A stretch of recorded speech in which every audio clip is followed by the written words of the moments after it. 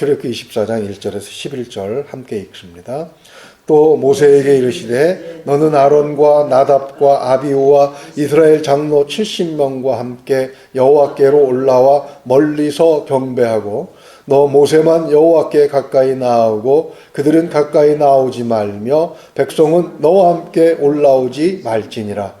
모세가 와서 여호와의 모든 말씀과 그의 모든 율례를 백성에게 전하매 그들이 한 소리로 응답하여 이르되 여호와께서 말씀하신 모든 것을 우리가 준행하리이다. 모세가 여호와의 모든 말씀을 기록하고 이른 아침에 일어나 산 아래 제단을 쌓고 이스라엘 12지파대로 12기둥을 세우고 이스라엘 자손의 청년들을 보내어 여호와께 소로 번제와 화목제를 드리게 하고 모세가 피를 가지고 반은 여러 양푼에 담고 반은 제단에 뿌리고 언약서를 가져다가 백성에게 낭독하여 듣게 하니 그들이 이르되 여호와의 모든 말씀을 우리가 준행하리이다. 모세가 그 피를 가지고 백성에게 뿌리며 이르되 이는 여호와께서 이 모든 말씀에 대하여 너희와 세우신 언약의 피니라. 모세와 아론과 나답과 아비후와 이스라엘 장로 70인이 올라가서 이스라엘의 하나님을 보니 그의 발 아래에는 청옥을 편듯하고 하늘같이 청명하더라. 하나님이 이스라엘 자손들의 존귀한 자들에게 손을 대지 아니하셨고 그들은 하나님을 뵙고 먹고 마셨더라. 아멘. 오늘 본문은 19장의 내용과 유사합니다. 19장도 오늘 본문과 같이 하나님의 백성이 하나님 앞에 나아간다는 그런 내용을 기록하고 있죠. 그러나 같은 내용은 아닙니다. 중요한 몇 가지의 차이가 있기 때문에 서로 다른 내용이라고 보아야죠. 구약에는 반복되는 내용이 많이 발견됩니다. 또 이러한 반복이 때로는 성경을 읽는 우리로 하여금 지루하게 만들기도 하고 또 미묘한 차이가 있을 때는 그 뜻을 찾아야 한다는 점에서 성경을 읽는 것이 어렵게 느껴지기도 합니다. 그런데 성경은 비슷한 내용을 반복하는 데는 몇 가지 의미가 있습니다. 가장 중요한 것 세 가지만 정리해 보면요. 첫째는 강조하기 위해서 반복을 합니다. 같은 내용을 반복함으로써 주의를 환기시키고 그 내용에 더 관심을 갖게 하고자 하는 것이죠. 둘째는 지식의 연장입니다. 영적으로 아직 어린아이에게 모든 것을 다 한꺼번에 말해 주실 수는 없으시죠. 그래서 한 단계 한 단계씩 수준을 높여가면서 궁극적인 의미에 도달하게 하시는 것이죠. 그리고 마지막 세 번째는 상황이 변화되었을 때 하나님께서 변화시키시는 것이죠. 그에 따라서 그 변화에 상응하는 조치를 취하게 함으로써 그 조치가 무엇을 의미하는지를 교훈하시기 위한 것입니다. 본문과 19장의 관계는 바로 이 세 번째에 해당한다고 볼 수가 있습니다. 어떤 변화가 있었고 그 변화로 인해서 두 개의 문장은 같은 의미가 아니라 서로 다른 의미라는 것이죠. 그 변화는 무엇이고 그 변화가 의미하는 바는 무엇인가 그것을 생각해 보려고 합니다. 19장과 24장 우리가 오늘 읽은 24장의 차이는 무엇이겠습니까? 부르시는 하나님과 그 다음에 부름을 받은 이스라엘 백성이라는 점에서는 동일합니다. 그러나 나아가는 자세와 그리고 하나님 앞에 가까이 나아간 거리, 얼마나 근접했느냐 하는 것, 그리고 하나님 앞에 나아간 자들이 마주하게 되는 환경에는 많은 차이가 있습니다. 19장을 한번 정리를 해보면요. 12절을 보게 되면 백성들이 하나님의 산에 호렙에 올라가는데 경계가 정해져 있었어요.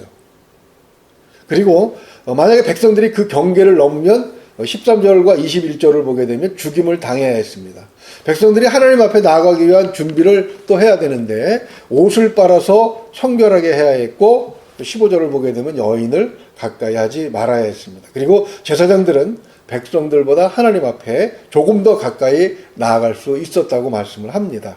그런데 오늘 24장 우리가 읽은 본문을 보게 되면 제사장 아론과 나답과 아비후가 함께 장로 70명과 하나님 앞에 이렇게 나아가고 있는 것을 봅니다. 사실 9절에 보게 되면 모세와 아론과 나답과 아비후는 아직은 제사장이라고 말할 수 없죠. 나중에 제사장으로 이제 정식으로 임명돼야 비로소 제사장이 되는 사람들인데 그들이 하나님 앞에 나아갑니다. 1절에서 그렇게 말씀하고 있죠. 그리고 그럼 제사는 누가 드렸느냐? 15절을 보게 되면 이스라엘 자손의 청년들이 소를 잡아다가 그 모세 앞에 내려놓은 것을 볼 수가 있습니다. 이렇게 준비가 되었을 때 그들은 모세를 통해서 하나님께서 주신 말씀에 순종하겠다고 먼저 맹세를 합니다.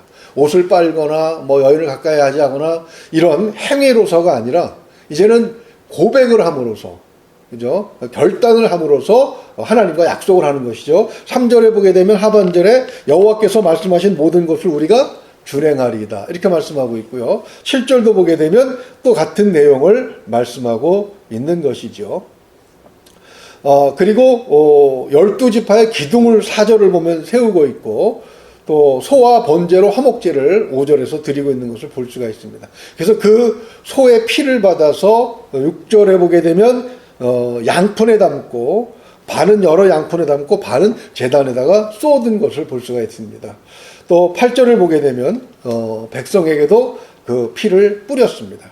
모세는 이 피를 8절을 보게 되면 뭐라고 말씀하십니까? 너희와 세우신 언약의 피니라, 이렇게 말씀하고 있죠. 이렇게 두 가지를 비교해 보면 차이를 분명하게 알 수가 있습니다. 이런 차이는 왜 발생하는 것이겠습니까? 19장과 24장 사이에 어떤 변화가 있었습니까? 또 그 차이가 의미하는 바는 어떤 것이겠는가 생각을 해보면요, 가장 중요한 변화는 20장에서 23장 12절까지죠. 10계명을 비롯한 계명이 주어졌다는 것입니다. 그 계명을 받고 그 다음에 3절과 4절에서 우리가 그 계명을 준행하겠다고 맹세하고 있는 것이죠.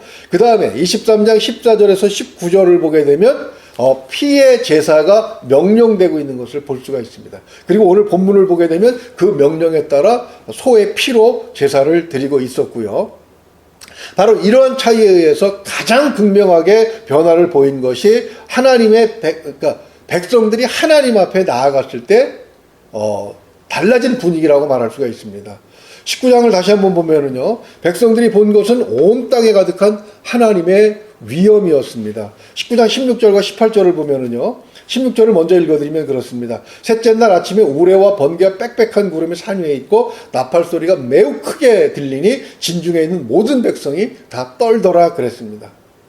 그리고 18절을 보게 되면 시내 산에 연기가 자욱하니 여호와께서 불 가운데서 거기 강림하심이라, 그 연기가 옹기가마 연기같이 떠오르고 온 산이 크게 진동하며.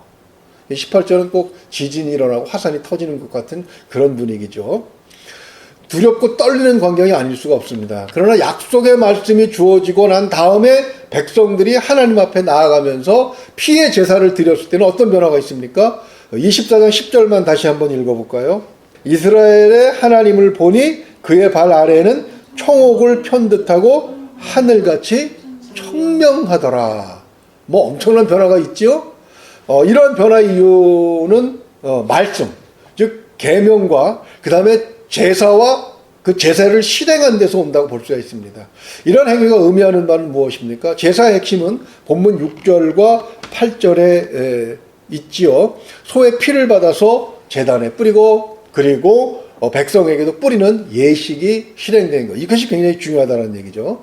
물론 우리는 이 내용을 잘 알고 있습니다. 신약시대를 살아가는 우리들에게는 이 피 뿌리는 의식이 무엇을 말씀하시는 것입니까? 그것은 예수님께서 오시기 전에 성도들과 오신 후의 성도의 모습의 차이라고 말할 수 있습니다.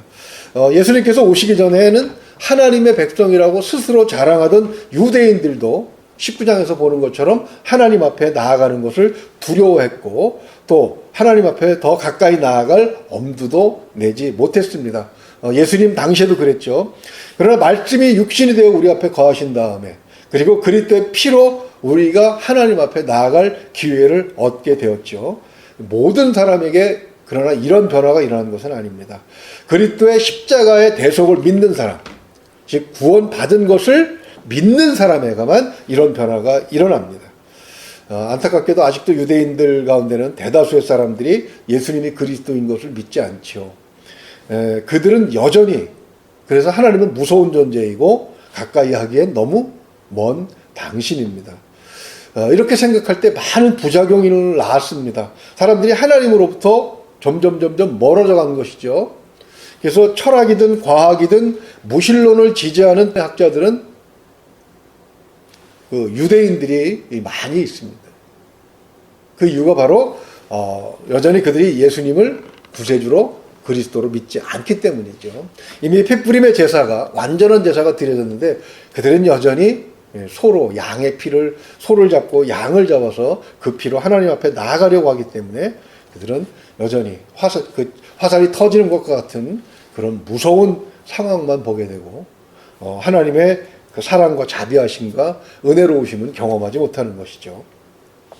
하나님 앞에 나아가는 자들에게 어떤 변화가 일어났습니까? 구체적인 것이 70명이 나아가게 되었는데 10절과 11절 앞에서 보았죠. 그들은 가장 중요한 것이 무엇입니까? 여기 보면 그 10절을 보게 되면 이스라엘의 하나님을 보니 그렇게 되어 있습니다. 그죠? 그리고 11절도 보게 되면 하반절을 보게 되면 그들은 하나님을 뵙고 먹고 마셨다 이렇게 말씀하고 있습니다. 그런데 이 말씀은 좀 굉장히 어려운 것이 뭐냐면 신명기 4장 12절을 보게 되면 여호와께서 불길 중에서 너희에게 말씀하시되 음성뿐이므로 너희가 그 말소리만 듣고 형상은 보지 못하였느니라 이렇게 구체적으로 설명을 해줍니다. 그리고 요한복음 1장 18절도 본래 하나님을 본 사람이 없으되라고 말씀을 하십니다. 그럼 오늘 본문과 이 요한복음 1장 18절의 말씀과 신명기 4장 12절의 말씀 이 두 개의 말씀과 차이는 무엇인가? 왜 성경이 이렇게 서로 다른 이야기를 하나라고 생각해 볼 수가 있겠죠. 본문은 보다라고 번역을 하고 있습니다. 10절도 보다라고 번역을 하고 있고 11절 하반절도 뵙고라고 번역을 하고 있죠. 이 본문의 사건을 기록한 것이 민수기 24장인데 4절을 보게 되면 전능자의 환상을 보는 자라고 번역을 하고 있습니다. 그러니까 24장 10절과 11절에서 본다라고 하는 말과 이 민수기 24장 4절에서 사용된 이 본다라고 하는 단어는 동일한 단어로 쓰여져 있습니다. 그러니까 오늘 본문 말씀도 사실은 장로 또 이들이 하나님을 본 것은 무엇을 본 것입니까? 하나님의 영광을 본 것이죠. 그래서 이사야 6장도 보게 되면 이사야가 환상 중에 하나님 전에 올라가지만 그 천사들의 날개 사이로 삐져나오는 하나님의 영광만 보고도 그 이사야 선지자가 두려워 떨었다는 말씀을 우리가 기억할 수가 있습니다. 이 말씀을 통해서 우리가 알 수 있는 것은 무엇입니까? 그리스도의 보혈과 말씀은 동전의 양면과 같다는 것입니다. 어느 한쪽이 없으면 효과가 없다는 얘기죠. 예수님은 우리에게 오셔서 말씀을 주셨습니다. 그리고 자신을 십자가에 못 박아 우리가 하나님 앞에 나아갈 때 절대적으로 필요한 그 피를 제공해 주셨습니다. 우리의 죄를 덮는 것이죠. 그러면 성대 신앙은 이 두 가지가 병행되어야 완전하다고 말할 수가 있습니다. 즉 말씀에 순종하는 것도 필요하고요. 그러면서 내 공로가 아니라 그리스도의 보혈을 의지해서 하나님 앞에 나아가는 자세가 이 병행이 되어야 된다는 얘기입니다. 그래서 마태복음 7장 21절과 21절에서 23절을 보게 되면 나더러 주여 주여 하는 자마다 다 천국에 들어가는 것이 아니라고 말씀하십니다. 하늘에 계신 아버지의 뜻대로 행하는 자라야 들어가는데 하나님의 뜻대로 행하지 않고 뭐 귀신을 쫓아내고 별 권능을 다 했다고 하더라도 하나님 앞에 서면 뭐라고 말씀합니까? 23절을 보게 되면 내가 너희를 도무지 알지 못하니 불법을 행하는 자들은 내게서 떠나가라 이렇게 말씀하시는 거예요. 그러니까 말씀을 지키지 않거나 또는 예수 그리스도의 십자가를 믿지 않는 자라면 그가 어떤 능력을 보였다고 하더라도 결국 주님께 배척을 받게 된다는 것입니다. 이 비유를 마태복음 22장에서는 아들의 혼인잔치를 연 임금의 비유로 설명을 하십니다. 임금의 초청, 즉 말씀을 받아들이지 않은 자들은 하나님의 백성이라고 할지라도 7절을 보면 이런 대가를 받습니다. 임금이 노하여 군대를 보내어 그 살인한 자들을 진멸하고 그 동네를 불사르고. 그러니까 임금이 처음에 초대하니까 어때요? 그들 가지 않았죠. 소도 사야 하고 밭도 사야 하고 장가도 가야 하고 그러면 핑계대고 안 갔을 때 또 한 번 보냅니다. 그랬더니 귀찮다고 죽여버리지요. 이스라엘 사람들이 하나님의 선지자들을 학살한 것을 비유로 이렇게 설명을 하십니다. 그러나 초대에 응했다고 해서 다 잔치를 즐길 수 있는 것은 아닙니다. 마태복음 22장 13절을 보게 되면 쫓겨나서 바깥 어두운 데서 슬피 울며 이를 가는 자들이 있었어요. 왜 그렇습니까? 22장 11절을 보면은 그 이유를 이렇게 설명하십니다. 임금이 손님들을 보러 들어올 때 거기 예복을 입지 않은 한 사람을 보고, 이렇게 말씀합니다. 예복이 무엇입니까? 덮는 것이죠. 잔치에 참여할 자격을 부여받는 그런 것인데, 예복은 바로 그리스도의 보혈을 의미합니다. 피로 덮지 않으면, 핏부림을 받지 않으면 천국에서 또한 배제되고 하나님 앞에 섰다고 해도 그들은 하나님의 백성이라고 받아들이지 않는다는 말씀입니다. 오늘 말씀을 통해서 우리가 명심해야 하는 것은 무엇입니까? 하나님의 말씀, 우리에게 주시는 이 계명은 하나님 앞으로 초청하는 소리라는 사실이죠. 그래서 하나님 앞에 부름을 받았을 때 우리는 소명, 그것을 받아들이고 하나님 앞에 나아가야 합니다. 그러나 하나님 앞에 무슨 일을 했다고 하더라도 그것은 우리의 공로가 아니라 바로 보혈의 피, 예수 그리스도의 십자가의 보혈을 의지한다는 사실을 기억하면서 늘 하나님 앞에 감사한 마음으로 우리 성도의 삶을 살아가야 될 줄로 믿습니다. 바로 그렇게 되었을 때에 23장 20절에서 33절까지 우리가 어제 살펴보았죠. 거기 하나님께서 약속하신 것, 25절을 보게 되면 재물의 복과 그 다음에 건강의 복이 있고, 26절을 보게 되면 후손이 잘 되는 복이 있고, 또 27절과 28절을 보게 되면 원수들을 쫓아내시는 평강의 복을 주십니다. 바로 이러한 복까지 받을 수 있는 그런 백성으로 비로소 설 수 있게 되는 것이죠. 말씀과 그리스도의 은혜를 생각하시면서 항상 성도로 올바르게 살아서 하나님이 주시는 축복의 자리에 나아갈 수 있는 우리 모두가 될 수 있기를 주님의 이름으로 축원을 드립니다. 기도하겠습니다. 감사하신 우리 아버지 하나님, 말씀을 통해서 우리에게 주신 말씀이 하나님 앞에 나아가는 초청장임을 알게 하시고, 또 그것만으로는 되지 않아서 잔치에 참여하기 위해서 예복을 입어야 하는 것처럼 하나님 앞에 서기 위해서는 그리스도의 보혈의 피를 입은 자만이, 예수 그리스도의 십자가의 대속의 사건이 나를 구원하신 것을 믿는 자만이 하나님의 백성으로 받아들여진다는 사실을 다시 한번 확인하게 하신 것을 감사합니다. 하나님, 늘 이 하나님께서 내게 베푸신 자비와 사랑과 은혜를 기억하면서 성도로 온전한 삶을 살게 하여 주시옵소서. 그래야 참으로 항상 승리하게 하시고 하나님이 예비하신 그 젖과 꿀이 흐르는 땅에 온전하게 설 수 있도록 도와주시옵소서. 이기게 하실 줄을 믿고 감사하오며 우리 주 예수 그리스도 이름으로 기도하옵나이다. 아멘.